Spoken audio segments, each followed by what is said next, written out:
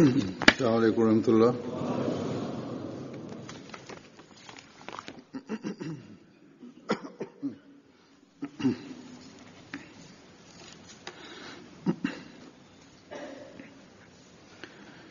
أشهد أن لا إله إلا الله وحده لا شريك له وأشهد أن محمدا عبده ورسوله. أما بعد فأعوذ بالله من الشيطان الرجيم. بسم الله الرحمن الرحيم. الحمد لله رب العالمين الرحمن الرحيم مالك يوم الدين. إياك نعبد وإياك نستعين. اهدنا الصراط المستقيم صراط الذين أنعمت عليهم غير المغضوب عليهم ولا الضالين.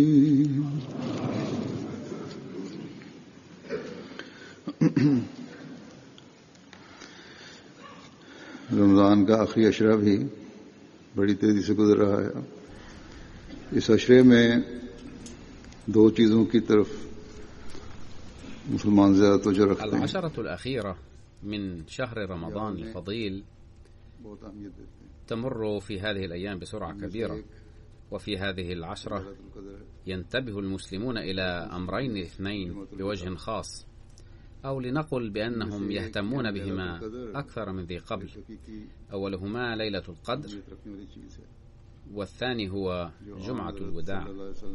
جمعة الوداع. أما أولهما أي ليلة القدر فتحتل أهمية حقيقية كما هو ثابت من النبي صلى الله عليه وسلم أيضا، وقد ذكرت هذه الليلة في الأحاديث في روايات مختلفة كما ذكرت في القرآن الكريم أيضا. أما جمعة الوداع فقد صبغها المسلمون أو المشايخ بصبغة خاطئة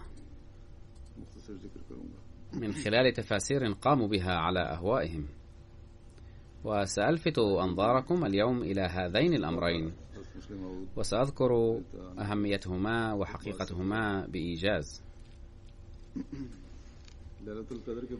وقد استفدت إلى حد ما من خطب حضرة المصلح الموعود رضي الله عنه لخطبة اليوم.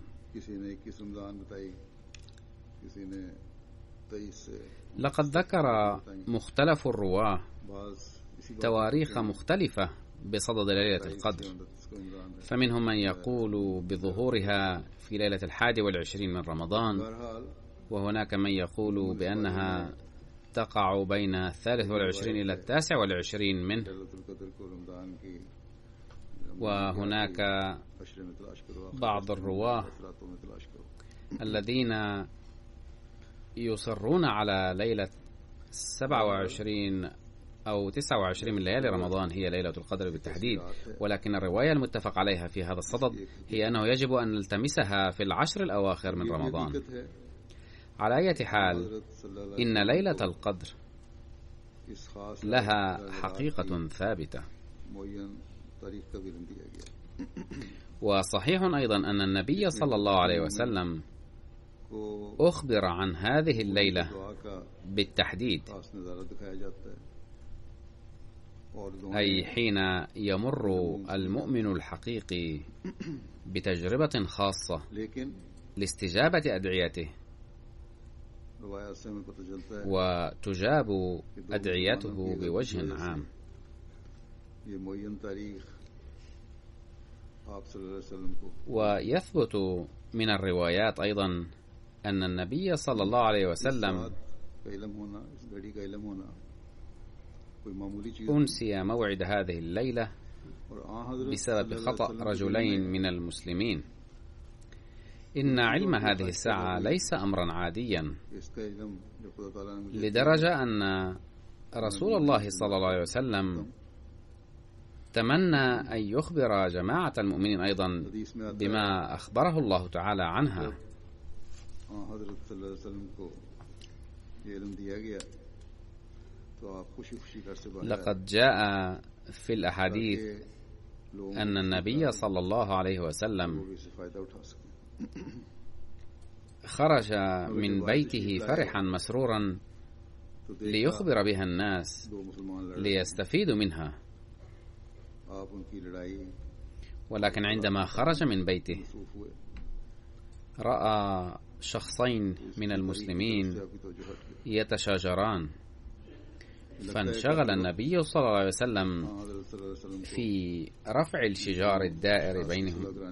الشجار الدائر بينهما وانصرف انتباهه عن موعد تلك الليلة، बहरहाल إذ قد بذل النبي صلى الله عليه وسلم وقتا لا بأس به في إقناعهما بالصلح وفك النزاع بينهما. उस वक्त तक वो मुअय्यन तारीख على أي حال توجه النبي صلى الله عليه وسلم إلى الموضوع مرة أخرى के अल्फाज भी हैं وقال بأني كنت جئتكم لأخبركم عن ليلة القدر، कि हदीस ولكنه صلى الله عليه وسلم के भूले ही नहीं थे كان قد نسيها عند ذلك، इलाही तसल्लुत بل ورد في الأحاديث أنسيتها. يقول المصلح الموعود رضي الله عنه أيضا بأنه يثبت من كلمات الحديث أن النبي की वजह से لم ينسها فقط، بل شاء الله أن تمحى وترفع. इसलिए आप मुअय्यन فقال صلى الله عليه وسلم بأن علم تلك الساعة رفع بسبب الشجار रातों में तलाश करो أو الاختلاف الدائر بين المسلمين، इससे فلا أستطيع أن أخبركم بها بالتحديد، ولكن التمسوها في العشر الأواخر ने बयान फरमाया في الوتر. कि वो घड़ी لقد بين المصلح الموعود رضي الله عنه इसे लैलतुल कद्र कहा गया نقطة جميلة جدا في هذا الصدد، वो कौमी وهي इत्तेहाद और इत्तेफाक से أن الساعة التي بسببها أطلق على تلك الليلة اسم ليلة القدر हम हदीस सुनते हैं تتعلق بوحدة الأمة. कि अगर वो दो मुसलमान न लड़ते فهذه نقطة مهمة جدا، मुअय्यन तारीख مع أنه يقال عادة इस अहम बात की بأنه बहुत कम तवज्जो होती है لو لم يتشاجر هذان المسلمان वो घड़ी لعلمنا موعدا معينا لهذه الليلة، लैलतुल कद्र कहा जाता है ولكن قليلا منا वो कौमी इत्तेफाक और इत्तेहाद से ताल्लुक من يتوجه إلى الرسالة الهامة الكامنة في الموضوع، وهي أن الساعة التي بسببها سميت ليلة القدر تتعلق بوحدة الأمة. उससे लैलतुल कद्र والقوم الذين تتلاشى منهم الوحدة आज बड़े अफसोस से हमें ये भी कहना पड़ता है ترفع من بينهم ليلة القدر أيضا.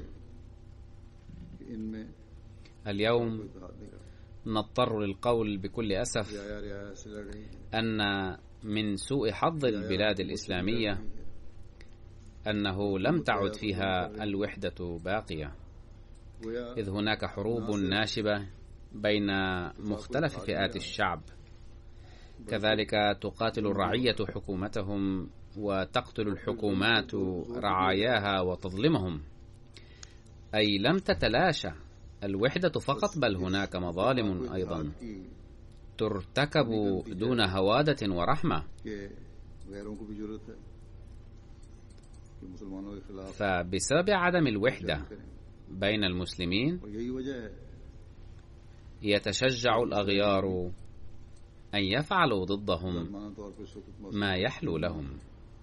वो कत्ल करता चला जा रहा है ولهذا السبب मुसलमानों فقط में इत्तेफाक और इत्तेहाद تقتل إسرائيل الفلسطينيين الأبرياء دون هوادة، لو تمسك المسلمون بوحدتهم وحافظوا عليها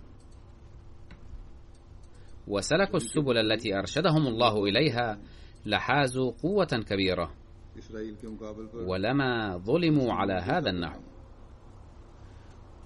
ولكانت هناك قواعد وقوانين للحرب والضرب أيضا. من المعروف أن أهل فلسطين لا يملكون حولا ولا قوة مقابل إسرائيل. إذا قيل بأن حماس يرتكبون المظالم فعلى البلاد الإسلامية أن تمنعهم أيضا من ذلك، ولكن مثل ظلمهم كمثل شخص يضرب أحدا بالعصا فيواجهه جيش بالمدافع. لقد أقيم حفل تأبين في تركيا قبل بضعة أيام ضد هذا الظلم، ويظن أهل البلاد الإسلامية أنهم قد أدوا مسؤوليتهم في هذا الصدد، والقوى الغربية أيضا لا تؤدي مسؤوليتها. كان من الواجب أن تمنع كلتا الجهتين. أما نحن فلا نملك إلا أن نرفع أكف الضراعة في حضرة الله أن ينقذ المظلومين والأبرياء من هذه المظالم وأن يستتب الأمن في المنطقة. كذلك هناك مظالم ترتكب في البلاد الإسلامية أيضا على بعضهم بعضا، وتزداد الفسادات ويصبغ البعض أيديهم بدماء بعض الآخرين.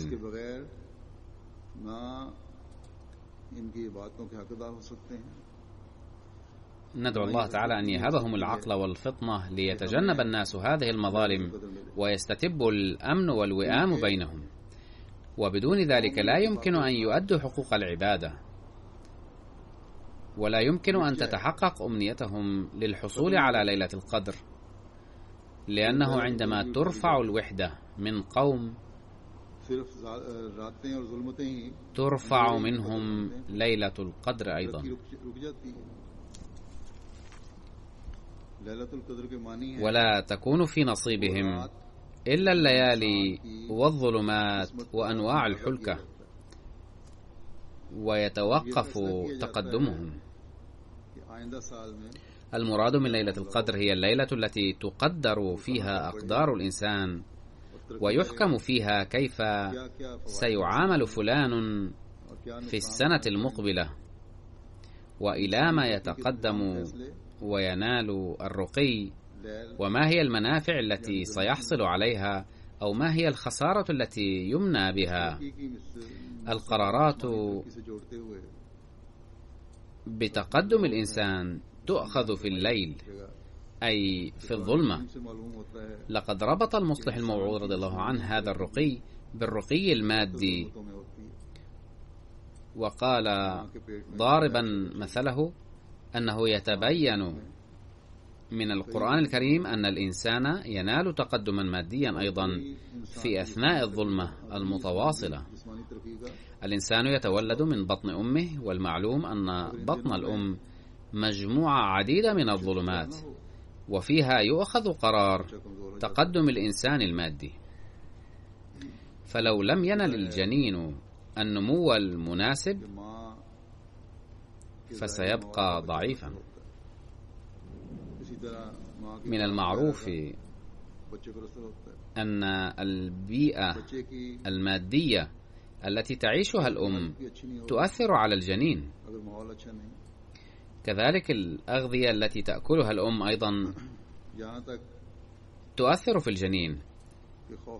فإن لم تكن البيئة التي تعيشها الأم سليمة فلن تكون أخلاق الجنين جيدة، لدرجة يقال بأن الأمهات اللواتي يعشن مذعورات لا يستطيع أولادهن أن ينجزوا في حياتهم أعمالا مهمة. وفي بعض الأحيان يتولد الأولاد ضعفاء ذهنيا بسبب الذعر الدائر في الخارج، الطعام الجيد والبيئة الحسنة تترك تأثيرا إيجابيا على صحة الجنين. لذلك كره الإسلام بل نهى الحوامل عن الصيام، لأن ذلك يؤدي إلى نقص في نمو الجنين. وللسبب نفسه لم يحبذ الإسلام الطلاق في حالة الحمل، لأن الحزن والصدمة الناتجة منه يؤدي إلى خلل في نمو الجنين، ولأن الهياج في العواطف يؤثر سلبا على نمو الجنين.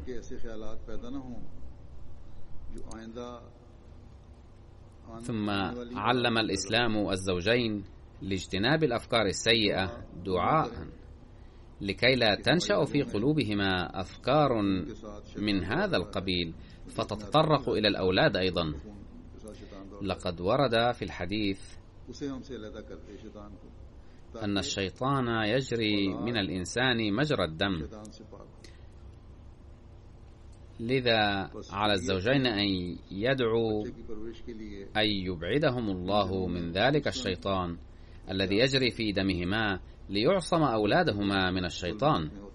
إذن الشريعة تعلم أخذ الحيطة والحذر الشديدين بعين الاعتبار في هذه الأيام، وذلك من أجل نمو الجنين وتربيته حين يكون الجنين في الظلمات.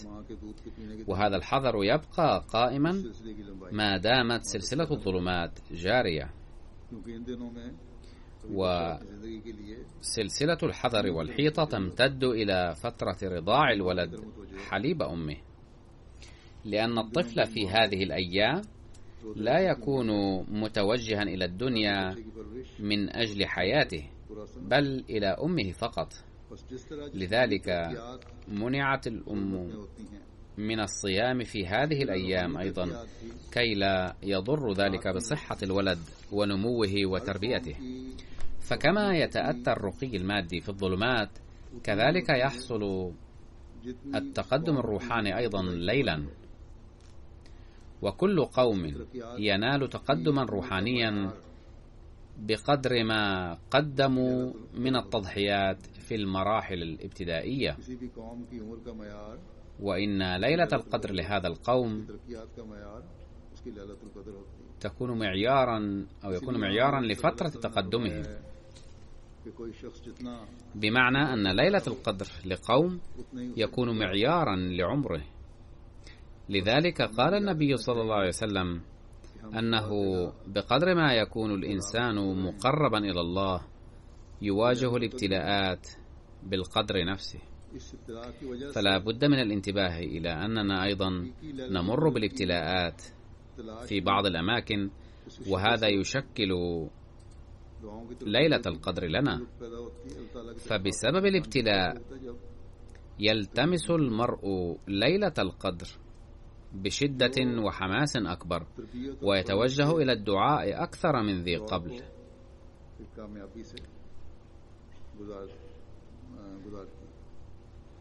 والمعلوم أن الإنسان يخضع أمام الله تعالى بوجه خاص عندما يعاني من مصيبة أو ظروف عصيبة، وهذه الحالة تساعد الإنسان على المرور بفترة التربية والنمو بنجاح. ولكن إذا فقدنا معايير الوحدة لن نستطيع أن نستفيد من ليلة القدر بصورة صحيحة.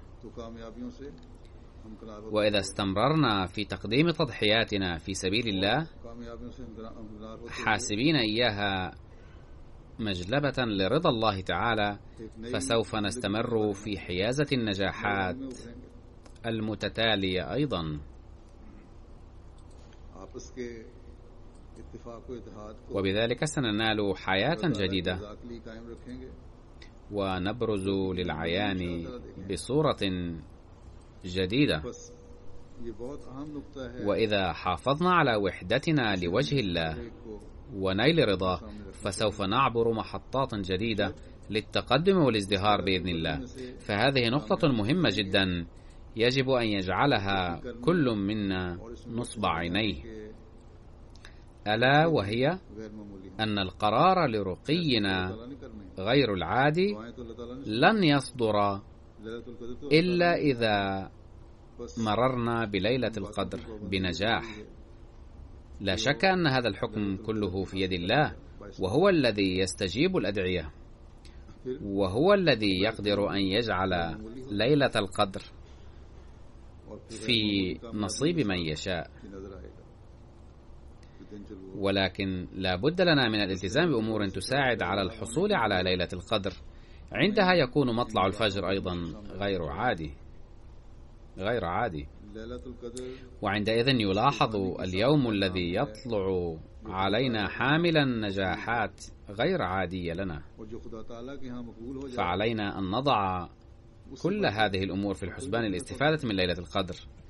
المراد من ليلة القدر هي ساعة التضحية المقبولة عند الله، وإذا قبل أي شيء في حضرة الله فأي صفقة أفضل وأكبر ربحا منها. لذا علينا أن نسعى للتضحيات المقبولة.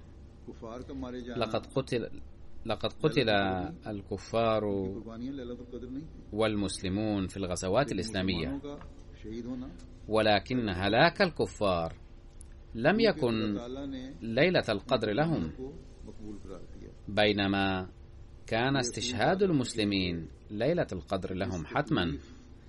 ذلك لأن الله تعالى شرف تضحياتهم بالقبول. ينبغي أن نتذكر دائما أن المعاناة التي لا يقيم الله لها قيمة فهي ليست بليلة قدر، بل هي عقاب وعذاب. أما المعاناة التي يقيم الله لها قيمة فهي ليلة قدر حتما. يعني أن الظلم والبلاء والأذى التي يقضي الله بالجزاء عليها هي ليلة القدر. هي ليلة قدر. لقد قدر الله تعالى للإنسان ساعات التضحيات، فإذا ضحى فيها نالت القبول عنده يقينا.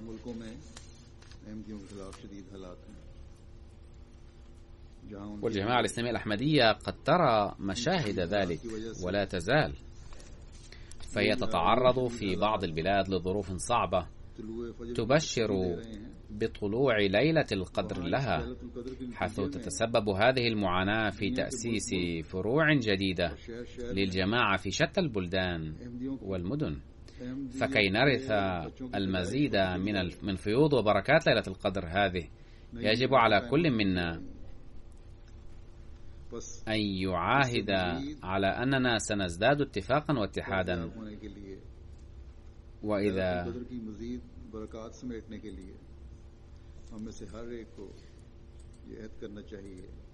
وإذا كان هناك خلل في هذا الاتحاد فسوف نسده فورا.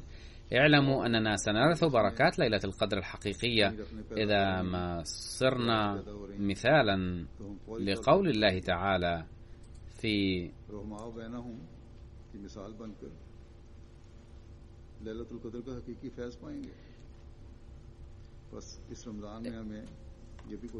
اعلموا أننا سنرث بركات ليلة القدر الحقيقية إذا ما صرنا مثالا لقول الله تعالى في صفة المؤمنين بأنهم رحماء بينهم. فعلينا أن يسعى كل واحد منا في شهر رمضان هذا أن يقضي على أي ضغينة بينه وبين أخيه لكي يرث بركات ليلة القدر بشكل فردي أيضا، وكذلك لنقطف ما قدر الله لنا كجماعة من ثمار ليلة القدر وترقياتها وإنعاماتها. ينبغي أن نتذكر أيضا أنه كلما ازداد مطر أفضال الله نزولا علينا ازداد العدو في عرقلة طريقنا وإلقائنا في الفتن والمحن. ولا تظنوا أن هذه الفتن والاختبارات منحصرة في بعض البلاد، كلا، بل إن نار الحسد هذه تحاول بشدة إعاقة رقينا في كل مكان، إلا أن بشرى ليلة القدر تبشرنا بنجاتنا من نتائج شرورهم وازدهار جماعتنا وقبولية دعائنا. فما دمنا نسعى لإصلاح أنفسنا بما يرضى به ربنا، فسوف نظل ننتفع من فيوض ليلة القدر. إن غاية المؤمنين وسعيهم ورغبتهم إنما هي أن يروا ازدهار الجماعة في أوجه كما وعد الله بذلك، وانتماؤنا إلى المسيح الموعود عليه الصلاة والسلام يفرض علينا أن نسعى لنكون جزءا من تلك الترقيات التي نبأنا بها، وهذا سيتأتى بتحقيق أمرين هما الغاية من بعثته عليه السلام كما بين، أولهما وصل العباد بربهم، وجعل الناس يؤدي بعضهم حقوق بعض. فهناك مسؤوليتان علينا، أولاهما أن نرفع مستوى عباداتنا، والثانية أن نقضي على أي خصومة وخلاف فيما بيننا ونؤدي حقوق الآخرين، إذ من المحال أن يؤدي المرء حق أخيه ثم تكون بينهما خصومة أو خلاف. لو عملنا بهذا المبدأ فسوف نكون من الذين يدركون حقيقة ليلة القدر، وسوف نفوز بها أيضا. لقد عرف المسيح الموعود عليه الصلاة والسلام ليلة القدر في إحدى المناسبات بأنها الوقت الأصفى للإنسان، فلكي نجعل حياتنا صافية علينا السعي للبحث عن مثل ليلة القدر هذه أيضا، وستتيسر لنا حقا حين نكون من الذين يجعلون حياتهم صافية. والأمر الآخر هو جمعة الوداع كما ذكرت آنفا. هناك تصورات عجيبة وغريبة عن هذه الجمعة. إنه لمن فضل الله علينا ومنته أن وفقنا للإيمان بإمام هذا الزمان فطهرنا من الأفكار الخاطئة، وحري بكل مسلم أحمدي أن يتطهر منها، وإلا فلا فائدة من كونه أحمديا. يظن كثير من المسلمين غير الأحمديين أنهم لو اشتركوا في آخر جمعة في شهر رمضان فسوف يعفون من كل ما تركوه من الصلوات المفروضة في حياتهم، وكأن هذه الجمعة تقضي كل ما عليه من دين. أعني أن أحدهم لو استمع لخطبة هذه الجمعة الأخيرة وصلى ركعتين فيها لتطهر من كل الذنوب والمعاصي، وأدى الشكر على كل ما أنعم الله عليه في حياته من المنن والنعم،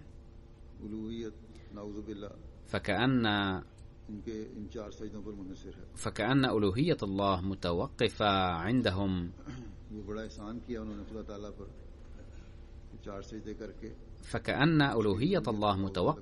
على 4 سجدات يقومون بها اليوم والعياذ بالله.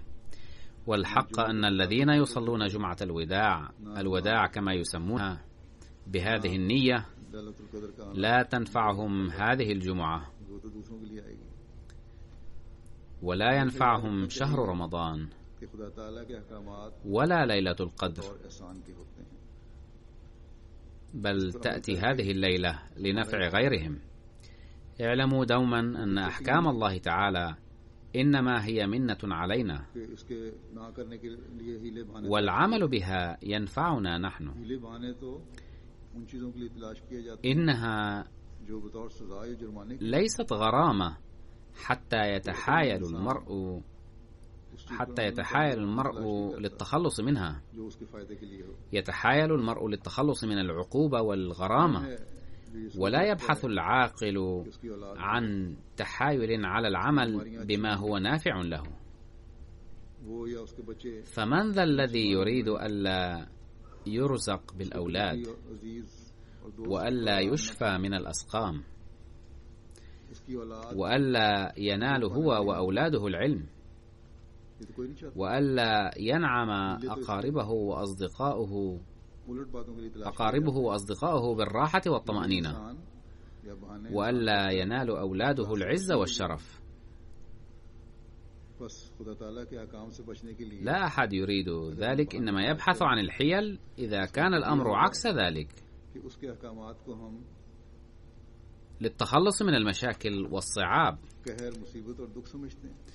إن بحثه عن الأعذار والحيل للتخلص من أحكام الله تعالى يعني أنه يعدها مصيبة وأذى والعياذ بالله، مع أن كل ما يعطينا الله من أحكام أو أوامر فهي لفلاحنا ولراحتنا. لذا فعلينا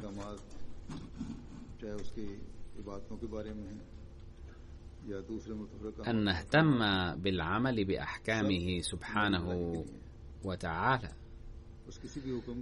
سواء كانت الأحكام الإلهية بشأن العبادات أو غيرها، فهي كلها لخيرنا وفلاحنا.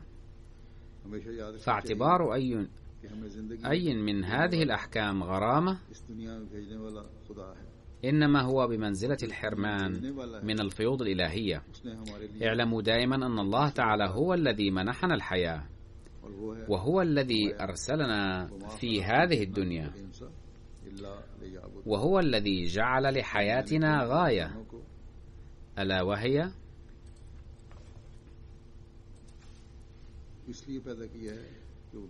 وما خلقت الجن والإنس إلا ليعبدون.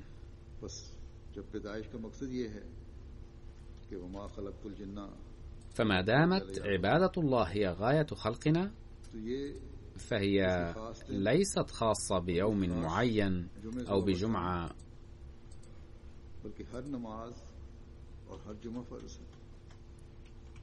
فما دامت عبادة الله هي غاية خلقنا، فهي ليست خاصة بيوم معين أو بجمعة معينة واحدة، بل كل صلاة وكل جمعة فرض علينا، بالإضافة إلى النوافل التي يؤديها المرء بحسب قدرته وظروفه للتقرب إلى الله أكثر. فمن واجب المؤمن الحقيقي أن يسعى بكل ما أوتي من قوة للعمل بأحكام الله تعالى كلها، وأن يهتم خاصة بعبادة الله التي هي الغاية الأساسية لحياته. واعلموا أن عبادة الله ليست بدون فائدة، بل هي تنفعنا نحن. فألوهية الله قائمة وستظل قائمة دوما، وستظل قائمة بدون عباداتنا أيضا. ولكن لو عبدنا الله تعالى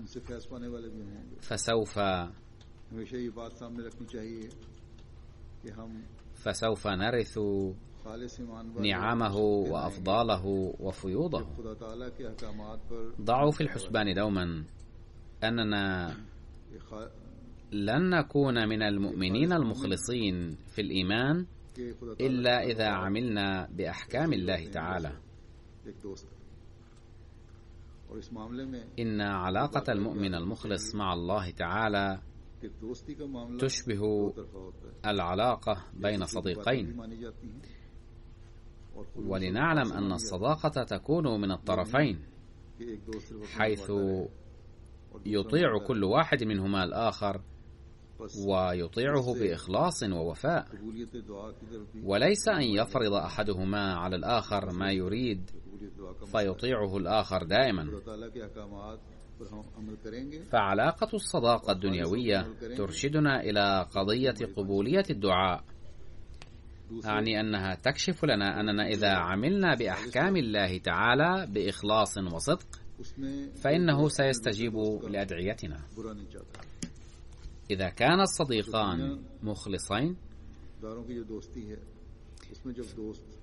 في صداقتهما فلا يريد أي منهما الشر بالآخر، وما دام هذا هو حال الصديقين الدنيويين فكيف يمكن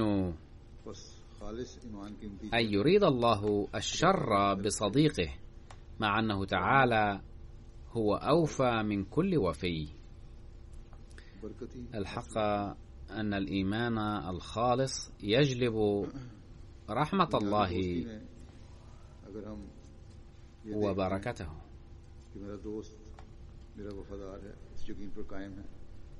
نرى في الصداقات الدنيوية أن الصديق إذا كان على يقين على أن صديقه وفي ومخلص معه ثم رأى منه ما فيه ضرر ظاهري فإنه يقول في نفسه إن صديقي وفي معي ولا بد أن تكون وراء ما يفعله مصلحة ما، ولن تكون النتيجة سيئة، لأن صديقي لا يريد الشر بي بل يريد الخير بي. أقول ما دام هذا هو حال الصداقات الدنيوية فكيف يمكن أن يتصور أحد أن الله تعالى يمكن أن يريد به الشر؟ ولكن الذي لا يعمل بأحكام الله تعالى فتصرفه هذا يوحي حتما أنه يعتبر أحكام الله مصيبة وعذابا، مما يدل على أنه غير صادق في صداقته مع الله تعالى، أو أنه تعالى والعياذ بالله لا يتصف بالرحمة والشفقة بل هو ظالم ومجحف وقاس ويعاقب بدون سبب والعياذ بالله. ولا شك أن الأمر الثاني باطل وليس بحق،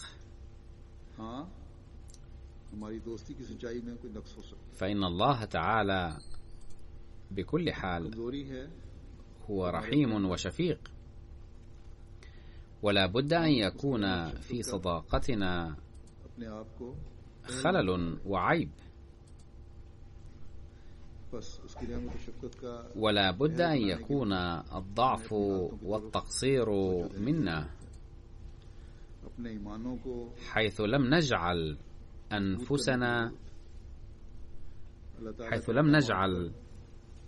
أنفسنا أهلا لرحمته وشفقته، فهناك حاجة لإصلاح حالنا وتقوية إيماننا والعمل بأحكام الله تعالى باعتبارها رحمة وفضلا،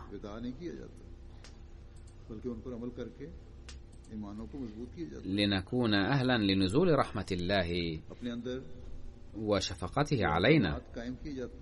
وإذا اعتبرنا أحكام الله تعالى رحمة وفضلا فلن نودعها، بل سنقوي إيماننا بالعمل بها والمواظبة عليها وترسيخها في القلوب.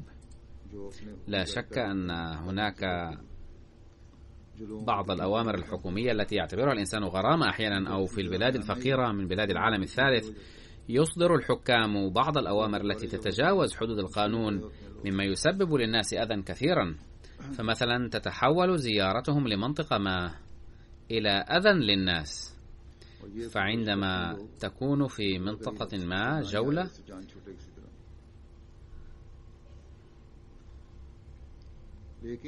أو زيارة للحكام أو المسؤولين رفيعي المستوى، ترون المسؤولين في مشكلة كبيرة،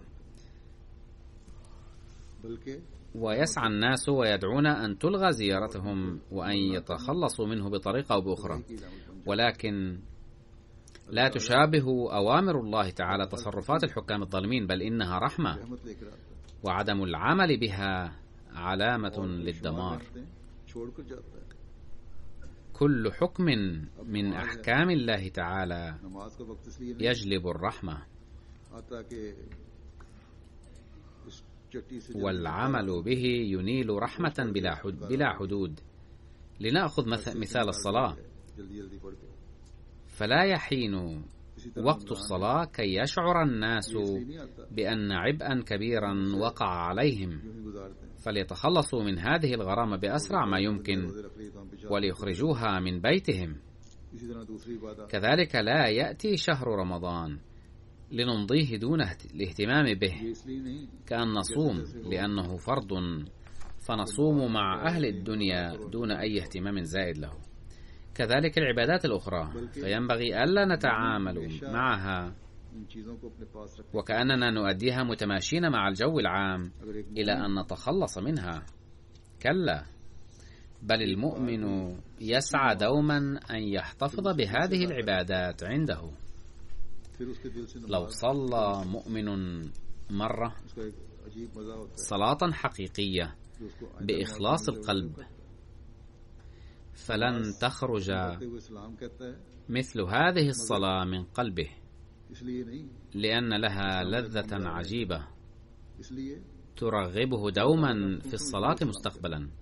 وعندما ينهي صلاته بالتسليم فلا تغادره الصلاة، ولا يقصد أنه سلم سلام الوداع، بل يقوم بالتسليم لأن الله تعالى أمره بذلك. كذلك لا يمكن أن يرحل رمضان أيضا عن المؤمن الحقيقي. ذكر المصلح الموعود رضي الله عنه نقطة رائعة، حيث قال: يقال لمن صام في بلادنا أنه وضع الصوم، وهذا التعبير رائع، ومعناه أننا لا نودع الصوم الذي صمناه ومضى يومه، بل نضعه عندنا، أي نجعله يبقى معنا، وأنه يجعلنا ورثة لأفضال الله تعالى دوما. ورد في الحديث الشريف أنه إذا صدر من مؤمن خطأ فإن أعماله الصالحة تصبح له جنة تقيه من الدمار، وعليه فينبغي أن يفكر الإنسان في كل حسنة على هذا النحو، بحيث لا تغادره هذه الحسنة وإنما تبقى معه، لأنه لا يمكن الاستفادة إلا بما يبقى ويترسخ في القلب. ولقد أخبرنا في القرآن الكريم من خلال كلمات والباقيات الصالحات أن الأعمال الحسنة هي الباقية، فلا يبقى معنا إلا رمضان الذي قضيناه مركزين على الأعمال الصالحة. لا شك أن هذه الأيام تنقضي، ولكن الأعمال الصالحة التي قمنا بها نتيجة رمضان لن تدع رمضان يغادرنا. على المؤمن أن يحول كل أمر حسن إلى الباقيات الصالحات، فلتنقضي الأيام، ولكن ينبغي ألا ينقضي شهر رمضان، لأن رمضان عبادة، والعبادة لا تمر ولا تنقضي، بل تبقى دوما في قلب كل مؤمن حقيقي.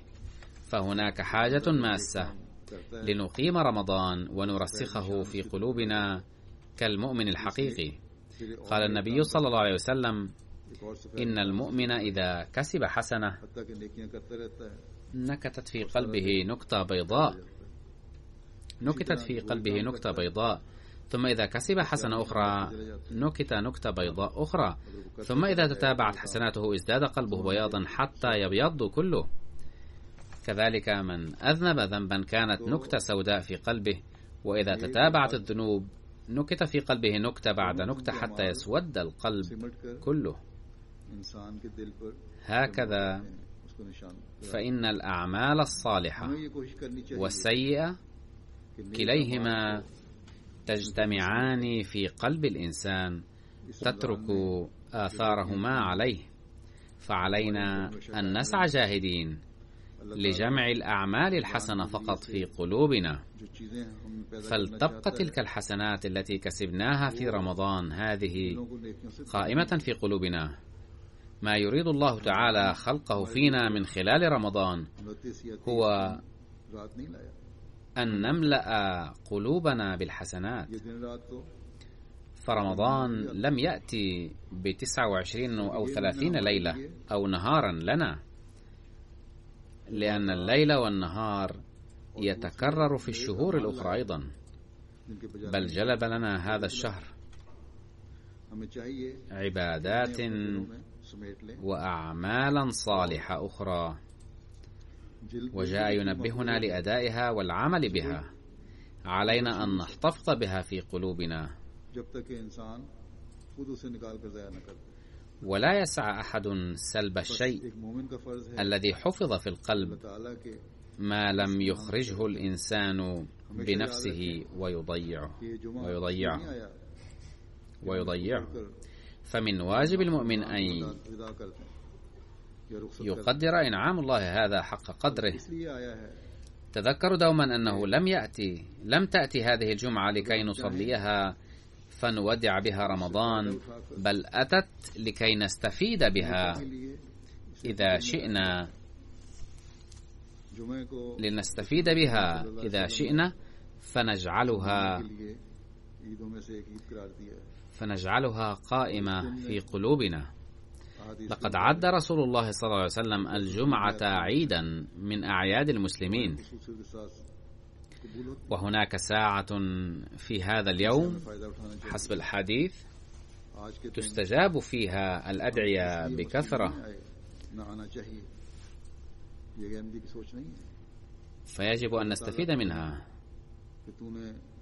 نستفيد بها.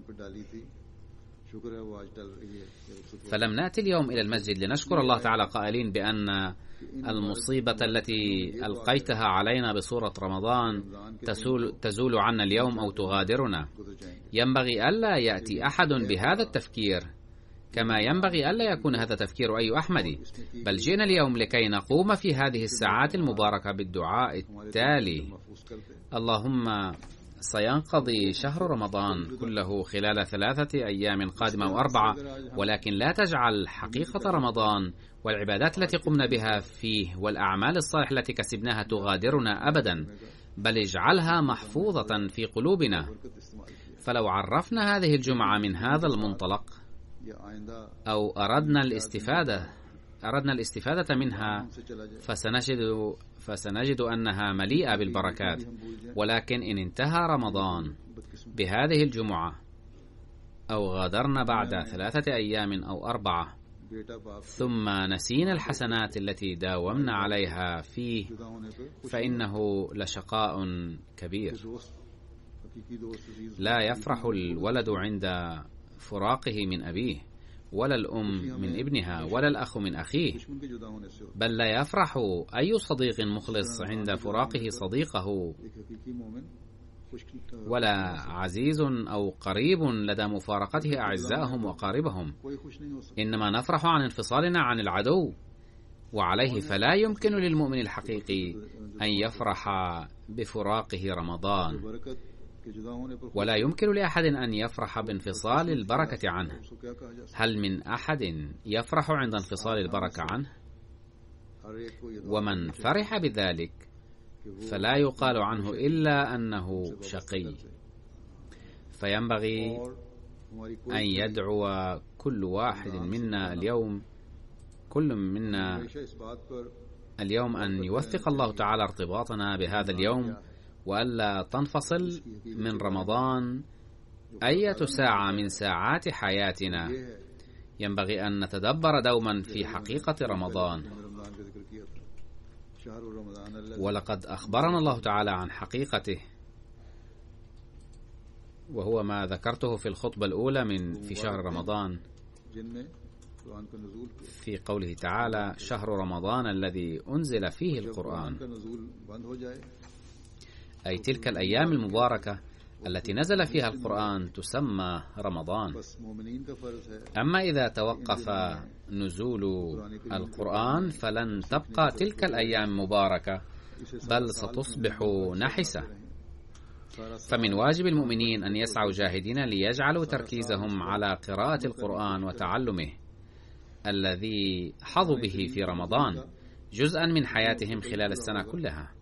لا يتحقق الهدف الحقيقي من نزول القرآن ما لم نجعله جزءا من حياتنا وما لم ننزله على قلوبنا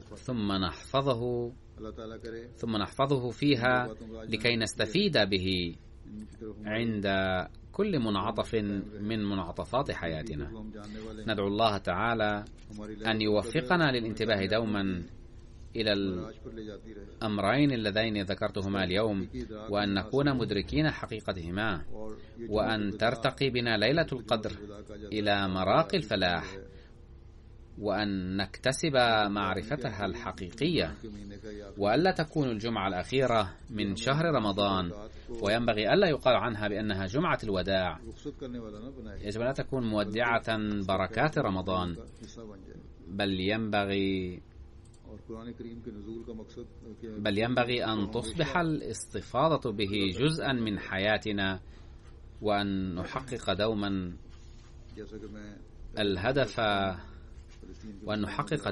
الهدف من نزول القرآن الكريم.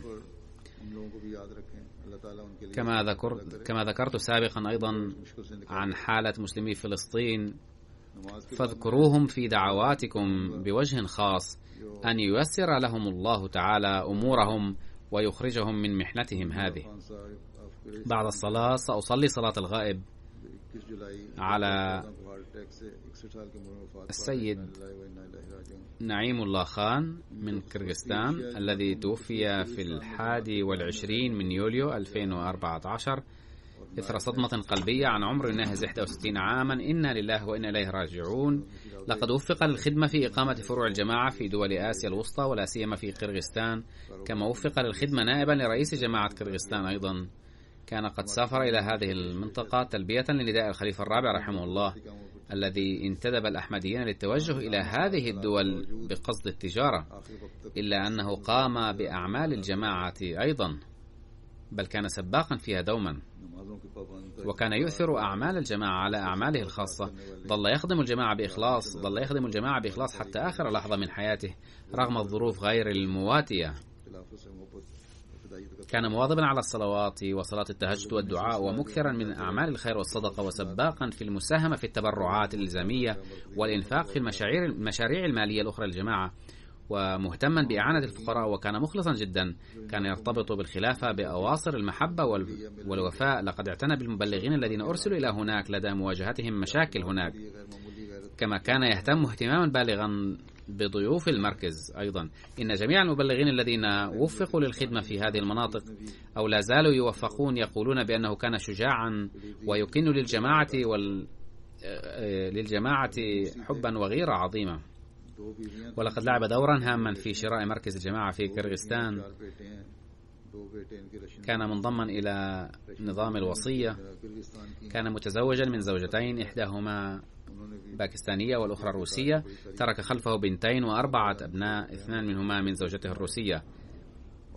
إن زوجته الروسية التي من كرغستان أصلا كتبت إلي رسالة أثنت فيها كثيرا على مزاياه وأخلاقه، رحمه الله تعالى وغفر له، وكان حافظا ومساعدا لزوجتيه وأولاده، وجعلهم مرتبطين بالجماعة وبالخلافة أيضا، ووفقهم للاستمرار في الحسنات التي كان مواظبا عليها. آمين. الحمد لله نحمده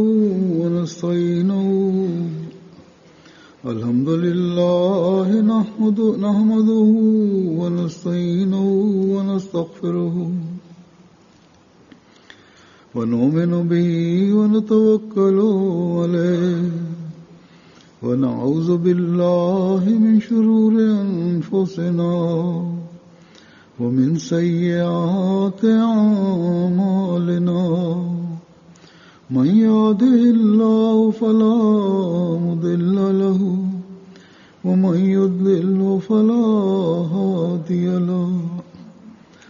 ونشهد أن لا إله إلا الله ونشهد أن محمدا عبده ورسوله. عباد الله رحمكم الله إن الله يأمر بالعدل والإحسان وإيتاء ذي القربى وينهى عن الفحشاء والمنكر والبغي يعظكم لعلكم تذكرون اذكروا الله يذكركم وادعوه يستجب لكم ولذكر الله أكبر